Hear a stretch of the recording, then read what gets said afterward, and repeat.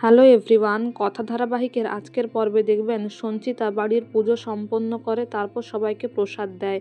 এদিকে কথাকে প্রসাদ দেয় তো ঠিকই, কিন্তু তার দিকে তাকিয়েও দেখে না। এভিকে সাগর দই দেয়, তারপরে বলে তোর দাদান কোথায়, এই বলে বাবা বাবা ডাকতে থাকে। ঠিক সেই সময় কর্তা দিদা গিয়ে কর্তা দাদুকে বলে বড় বৌমা ডাকছে, কিন্তু কর্তা দাদু বলে আগে আমার সমস্ত উত্তর চাই।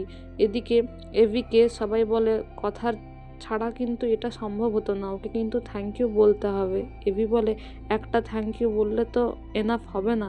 এদিকে কথা হাঁটতে হাঁটতে ছাদের মধ্যে একটা লাঠি দেখতে পায় যেখানে মুগ ডালের দাগ আছে। সে সেটা দেখে বুঝতে পারে যে মেজমাই তো পিঠা বানাচ্ছিল আর মেজমাই উঠে এসছিল। তার কাছে সবটা পরিষ্কার হয়ে যায় যে এইসবের পিছনে মেজমারই হাত আছে। এদিকে এভি বলে মা তুমি সেদিন কেন চলে গিয়েছিলে?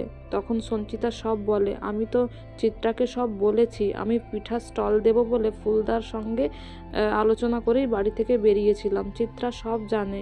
তখন এভি বলে ফুলদা কে মা? তখন সঞ্চিতা বলে আমার আপনজন, কাছের মানুষ, আমার দাদার মতন। সেটা শুনে সবাই অবাক হয়ে যায়। তারপরে সঞ্চিতা বলে বাড়ি থেকে বেরোনোর সময় আমার অ্যাক্সিডেন্ট হয়ে যায়। এভি বলে থাক মা, আর কিছু বলতে হবে না, আমি তো আছি, তোমার আর কিচ্ছু হবে না। কথা সব কিছু শোনার পর উঠোনে এসে চুপ করে বসে থাকে। এভি এসে কথার দিকে তাকিয়ে থাকে, মনে করে এভি হাল ছেড়ে দিলেও কথা হাল ছাড়েনি, সবসময় বলতো যে তার মায়ের স্মৃতি ফিরে আসবে। এভি এসে কথার হাতটা ধরে বলে তুই এত অসাধ্য সাধন করিস কি করে? একটা থ্যাংক ইউ বলে আমি তোর ঋণ শোধ করতে পারবো না। তারপর কথাকে জড়িয়ে ধরে আর মনে মনে বলে তোকে কাছে পেয়ে অনেক শান্তি লাগছে, নিজের অনেক ভালো লাগছে।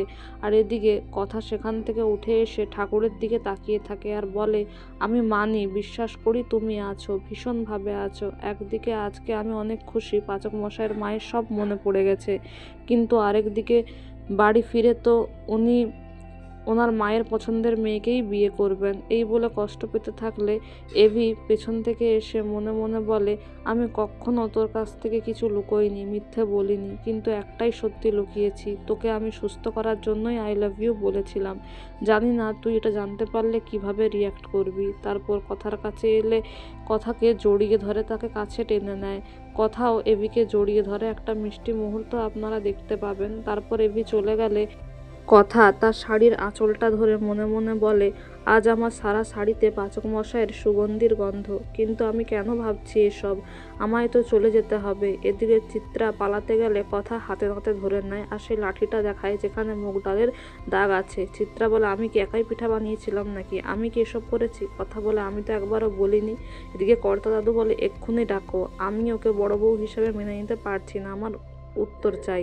এদিকে সবাইয়ের সামনে যখন কর্তা দাদু জিজ্ঞাসা করে তুমি কেন চলে গেছিলে, কথা বলে এই সবের পিছনে মেজমা রয়েছে। তারপরে কর্তা দাদু বলে কি প্রমাণ আছে, আর ঠিক সেই সময় মিস্টার রায় মানে ফুলদা আসে।